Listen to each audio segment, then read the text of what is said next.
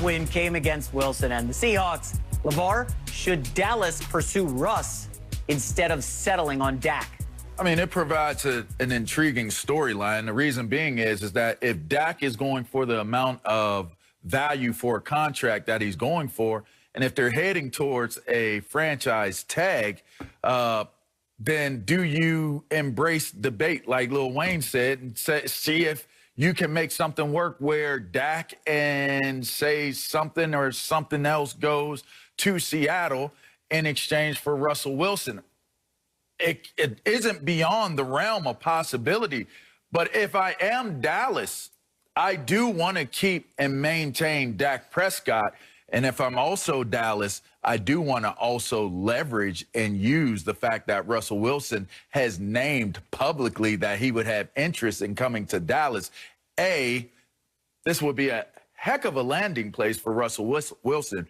B, now if I'm Dallas, I say, hey, if we're going to go to this price that you want us to go to this price tag, Chris, I'm going to go get Russell Wilson because I know he's proven he's got Super Bowl appearance, has played at a high level, Hall of Fame caliber guy, and probably can give me at least 6 to 7 more years of great football left, which gives me a win now mentality. I leverage this against Dak Prescott, even if it seems to be ugly, spiteful, mean, unethical, not fair.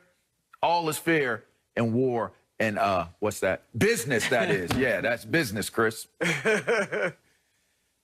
Look, we talked about this yesterday. I thought it was overblown, but now with this new information, it's not overblown. All right, Russell Wilson, his agent can say he hasn't asked for a trade or demanded a trade, but he has now. He's put, look, you guys in high school, did you ever date a girl who said she didn't want to break up, but she wants to date other people? That's what Russell Wilson is saying. I don't want to trade, but if you're going to trade me, here's the 4 teams I'll go to. Right, yeah. I mean, he is, yes. Now that you've put it out there, that you've got your eye on these 4 cute teams, now it's a problem in Seattle now. And from Dallas's perspective, guys, look, I've always been a Dak Prescott fan. I'm big on intangibles for quarterbacks. And I think Dak has the intangibles in spades. But that said, I would go after Russell Wilson now if I'm the Dallas Cowboys. Number one, he's cheaper. Okay? His cap number for the next 3 years, $19 million, $19 million, $22 million. Great point. Obviously, Dak Prescott, you're going to be paying somewhere between $37 and $40 million a year. But he would want to renegotiate that, Chris. He would want to renegotiate that, though. Well, but he's still got several years left. I mean, those are the cap hits. He got the huge contract. But he can fight against that But these are the cap hits for the Cowboys. True. Those would be the cap hits, so just on their cap. That's all I'm saying. Yep. So, as much as I've liked Dak, I've never been under the impression that he's a top 5 quarterback or may ever be a top 5 quarterback. I think he's a quarterback you can win Super Bowls with, but he's not a top 5 guy. Russell Wilson is a top 5 guy. And what we know about Dak for sure, I've called him a game manager who can make plays, a playmaking game manager. So he manages the game, but unlike most game managers, he will make the big play sometimes with his legs or even with his arm. And when he had his most success in the league, when he was winning all these games and leading the Cowboys to the playoffs 2 of his first 3 years, he was a manager. The last 2 years, they've tried to put it on him and make him the guy. Zeke has declined a little bit, so now it's about Dak, and they haven't been able to win at the same clip. Even last year when he averaged 371 yards passing a game. Let's be honest. A lot of those yards came in the second half, when the other teams had big leads, they were in a prevent, and Dallas was playing desperately to win the game. They scored 30 points in the second half against Atlanta. They scored 24 points in the fourth quarter against Cleveland. So they were down big, and that's where big chunks of those yards came from.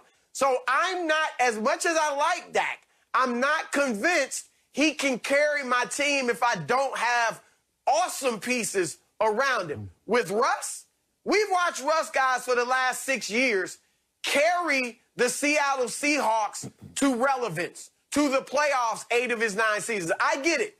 The Super Bowl championships, or when they got there, won the first one, lost the second one, he was largely a manager. That defense was awesome. You have Marshawn Lynch. I get all that. However, since then, he's proven, even if I don't have the great pieces around me, we're going to win. We might not win a Super Bowl, but we are going to win. And Dallas actually has good pieces, especially on the offensive side. So you put Russell in there, now you're really talking about a team that can do something in the postseason. So, yes, if I'm the Cowboys, buy Dak. Let's send you to Seattle. Don't buy Dak, but buy Dak. Don't buy Dak. Buy. B-Y-E. B-Y. Okay. B-Y-E. Listen, guys, I'm a little surprised you're not more like, pound the table, go get Russell Wilson. Go get him! I mean, Jerry Jones, are you kidding me? This is a division for the taking if Russell Wilson is your quarterback. He instantly makes you the team to beat in the NFC East. I don't know that there's any decision at all here. I say, Jerry Jones, pick up the phone. I say, hey, Seattle, you want our #1 pick this year? You want our #2? You want our #1 in 2022? And this is where I really sweeten the deal, guys. I was breaking down the free agent options. Seattle has said everything in Pete Carroll's DNA. We want to run the football. We want to run the football and play defense. Yes, LeVar Arrington. I say, Zeke Elliott, we had a good run, but I'm going to put you in that package. Zeke Elliott, 2 #1s and a #2. I bring in Russ. And that's the thing. I don't want to make it sound like I'm anti-Dak. But if I am Seattle, am I really taking on a quarterback that I'm going to have to pay more for? He's going to command more than Russell Wilson. Because it feels like, guys, this Russell Wilson stuff, there were a lot of breadcrumbs leading up to it. And then it's like you open the door and it's like, oh, my gosh. He threw his entire offensive line under the bus. Now, LeVar, I know you've been a locker room guy, a leader. You can't throw an entire offense under the bus in the offseason and expect to show up at camp all hunky-dory. It kind of feels like it's over for Russ in Seattle. And I'm telling you, this slam dunk in Dallas, Russ, the offensive line healthier, you keep Amari, you keep Gallup, you got CeeDee Lamb. Folks, Russell Wilson will cover up a lot of those ugly warts that Dak Prescott could not. And Chris, again, not to pile on Dak, you've been saying how he's won so many games. I had the stats team here pull it up. Last 4 seasons, Dak Prescott, 6-20 against teams that finished with a winning record. For whatever reason, he did not show up great against the elite teams. Again, I'm not crushing Dak. I know the defense wasn't good, and we could talk about the special teams was inferior, and the coaching was blah, blah, blah. But Russell Wilson is a massive upgrade over Dak Prescott. And LeVar, you know this division well, this NFC East. Russ instantly makes them a 10-11 win team, and I think you're talking back to Chris Broussard, this being a Super Bowl contender with Russell Wilson. You want to talk about selling hope? I mean, I don't know what the rules are going to be, what the provisions are for COVID and attendance. They started doing attendance this season. So they were like, forget this. We're going to put some people in these stands. So I'm assuming it's going to be much more relaxed going into next season. Probably has to be more relaxed. And what better than to come out of a COVID year where we had to have so many restrictions on fans coming to our stadium and advertisers pulling ad dollars back and saying that this is more important and this is more important. And you say, no, this is important. We have Russell Wilson in the big D. Oh, my gosh. Let me tell you something. The amount of buy-in for Russell Wilson joining America's team, and I got to tell you, J-Mac, I like that, what you just said with Ezekiel Elliott. I don't know that Ezekiel Elliott will ever be the guy he once was when he was getting that contract, getting to that large contract in Dallas. He might go somewhere else, and that sting and that burn, that eat, might really come back. It might not just be a tattoo on his belly, thug life, eat, you know what I mean? It might not just be that. It really might be, it's time to eat. So you go somewhere like Seattle? So this might work out for Ezekiel Elliott if they're thinking right. This might work out for Dak Prescott